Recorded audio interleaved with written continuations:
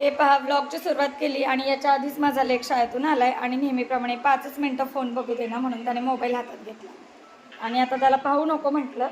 तो 5 मिनिटं म्हणालाय. त्याचा नाहीये.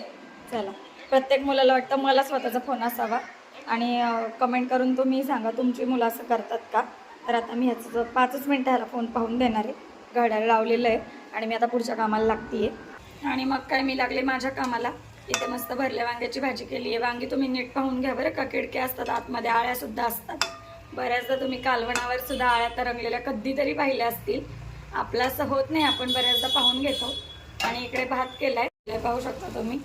तो सुद्धा काय झालं, घाई गडबडीमध्ये मसाला तेलात थोडासा करपला. म्हटलं चला कधीतरी चालतं म्हणून त्यालाही आता तसंच ठेवलेलं आहे. आणि मुलींना कोरडा भात पाहिजे होता म्हणून दावत राईस घेतलेला आहे, बासमती राईस. त्याचाच आता पावटा भात बनवलाय, साधा सिंपल. आणि याच्याकडे तुम्ही कधी बघा, हा हातात घड्याळ घालून बसलेलाच असतो. शाळेत जातो तेवढंच घड्याळ याच्याकडे नसतं आणि हा आपल्याला असा शो करतोय. ते बघा, घड्याळाचा खूप मोठा फॅन आहे. काय रे, पोरगा तिकडे मोबाईल बघतोय आणि त्याचे पप्पा इकडे बघतायत. बघा, दोन्हीकडे टाइमपास चाललेला आहे अगदी फोनवर.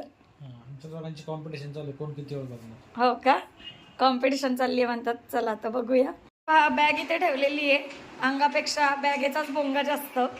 हा, आजची भाजी आवडली का? कोणती भाजी होती? पटकन सांग. कोबीची भाजी. लक्षात आहे की तुझ्या? म्हटलं मोबाईलमध्ये पूर्ण गुंग झालाय वाटतं. आवडली ना? चल, आवडली आहे. बघा, असं आहे, सगळे मोबाईलमध्ये व्यस्त असले तरी आपणही त्यातनं काहीतरी घेतो, व्हिडिओ व्लॉग बनवतो. हेच आपलं मोबाईल पाहणं असतं कामाव्यतिरिक्त. त्याच्यामुळं जे गरजे एवढंच आपण मोबाईल पाहतो, आपल्याला तर कामच असतात. त्यामुळं आता माझा स्वयंपाक पण रेडी झालेला आहेच. भाजी आता मी बंद करते, झालेली आहे. आणि याच्या पुढे काय, आणि आत्ता मी बनवते सगळ्यांसाठी डोसे. तर सगळ्यांना डोसे खायचं होतं म्हणून म्हटलं चला डोसे बनवूयात. बटाटा आणि चटणी करून झालेली आहे. आणि पहा, इथे डोसे खायचे सगळ्यांना म्हणून डोस्याचं बॅटर रेडी आहे, घरीच भिजवलं. आणि इथे ही जी चटणी बनवली आहे ना, ती ओल्या नारळाची आहे. खूप टेस्टी लागते. दहीसुद्धा ॲड केलं याच्यामध्ये.